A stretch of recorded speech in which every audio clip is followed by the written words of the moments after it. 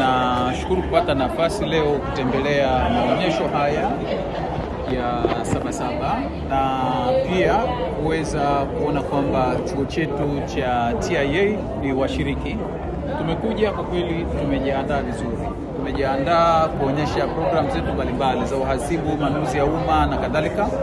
Lakini pia nimepita mabanda mengine, nimetazama, naona maonyesho ya mwaka huu ni ya ubora mkubwa kuliko hata mwaka uliopita, na ninaona kwamba miaka inayokuja tutakuja hata juu zaidi. Lakini kama TIA, nikizungumza kwa ufupi, ni kwamba tunaendelea kupanuka kwa haraka sana, na tunawaalika wanafunzi wapya katika kozi zetu zote, lakini pia tunawaalika sana waajiri kuweza kusomesha wanafunzi katika chuo chetu, na sio hilo tu, kuweza kupokea wanafunzi wetu wa TIA kwa ajili ya field, na hata wale sponsors, wale ambao wanafadhili masomo ya wanafunzi, tunawakaribisha kuja kwa ajili ya kusaidia vijana kuweza kupata elimu. Najua tukiweza kutoa elimu bora zaidi kwa Watanzania, maana yake tuna uwezekano mkubwa na mzuri wa kufikia dira yetu 2050 kwa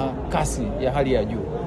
Nafikiri kwa ujumla maonyesho haya ni mazuri na yanaonyesha kwa Tanzania na hata watu wengine ambao si wa Tanzania nini ambacho tunakifanya kwa ajili ya kuleta maendeleo ya taifa letu.